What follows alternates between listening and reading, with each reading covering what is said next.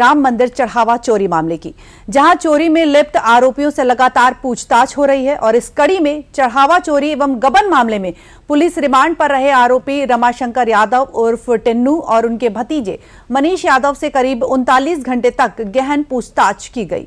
पूछताछ के दौरान पुलिस ने दोनों आरोपियों की निशानदेही पर एक बुलेट मोटरसाइकिल और एक अर्टिगा कार बरामद की है। बता दें कि रिमांड के दौरान पुलिस दोनों आरोपियों को स्वर्गद्वार मोहल्ले और दुर्गापुर स्थित हॉस्टल ले गई, जहां तलाशी ली गई और पूछताछ भी की गई। रिमांड अवधि पूरी होने के बाद दोनों आरोपियों को दोबारा जेल भी भेज दिया गया है।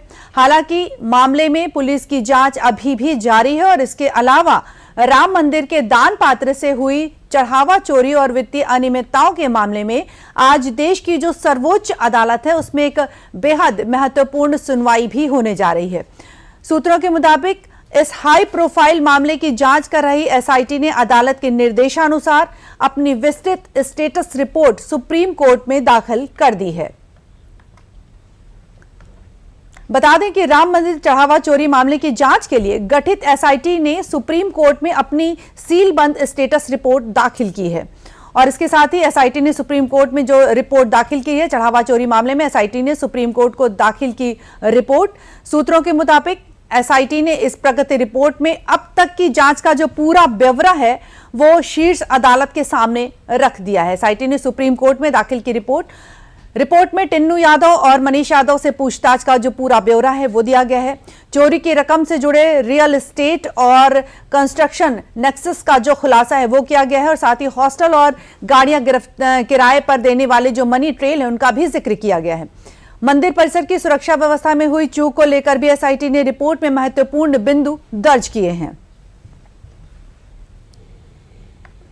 और अधिक जानकारी ले लेते हैं इस विषय पर। हमारे साथ जुड़े हमारे सहयोगी विकास सिंह जी। विकास, स्वागत है आपका। विकास, बताएं कि अयोध्या राम मंदिर चढ़ावा चोरी मामले में पुलिस रिमांड के दौरान जो पूछताछ हुई अब तक क्या कुछ जो महत्वपूर्ण सुराग हैं वो मिले हैं?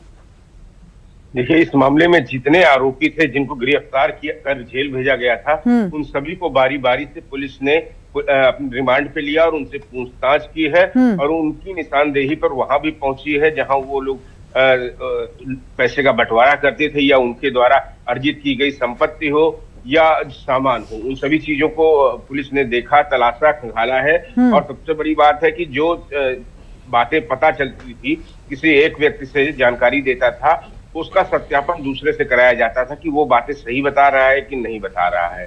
तो इन 8 आरोपियों से पुलिस रिमांड पे ली है और सबसे पूछताछ कर ली है। अब जब सभी लोगों से पूछताछ हो गई है, इसके बाद अब ये माना जा रहा है कि आगे पुलिस कुछ और गिरफ्तारियां भी कर सकती है और जल्द से जल्द इस मामले पर और शीघ्रता से हमने देखा कि कार्रवाई हो। मुख्यमंत्री योगी आदित्यनाथ ने लगातार कहा था दूध का दूध और पानी का पानी होगा। तो अभी आपने जो जिक्र किया है कि एसआईटी ने अपनी रिपोर्ट आज सुप्रीम कोर्ट में दाखिल की है जिसकी सुनवाई होगी, तो उसमें भी तमाम चीजें निकलकर सामने आ सकती हैं। जांच किस दिशा में जा रही है, नहीं जा रही है। साथ साथ यहाँ पर 22 तारीख को ट्रस्ट की बैठक होनी है दोबारा फिर से, उसमें तमाम सारे निर्णय लिए जाएंगे। खासतौर से जो पिछली बैठक में चीजें तय की गई थी, क्या कुछ बदलाव करने थे, उन सब चीजों पे चर्चा की जा सकती है।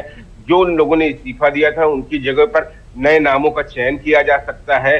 जी विकास, यहाँ पर ये जानने वाली बात है कि जो आरोपी है इनके पास से मोटरसाइकिल और कार बरामद की गई थी, तो क्या इस बरामदगी से चोरी और जो धन का इस्तेमाल है उससे जुड़े जो नए तथ्य हैं वो भी सामने आ सकते हैं?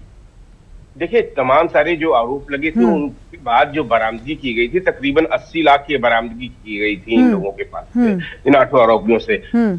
और सबके पास से बरामदगी की गई थी सिर्फ सुभाष श्रीवास्तव को छोड़ के। और इन सभी लोगों से रिमांड पे लेकर पुलिस ने पूछताछ की है, इनको उन जगहों पर ले गई है जहां इन्होंने बताया था। इनसे जो भी जुड़ी हुई चीजें हैं, उनके रिश्तेदारों के खाते खंगाले गए हैं, इनकी पूरी बैंक डिटेल देखी गई है और उसी के आधार पर पुलिस अपनी विवेचना कर रही है। अगर इस मामले में और नाम इनके द्वारा बताए गए होंगे तो उन लोगों की भी पुलिस सत्यापन कराकर इनकी की गई बातों के बाद उनकी भी गिरफ्तारी कर सकती है, अगर पुलिस को लगता है कि उनकी भी गिरफ्तारी की जरूरत है।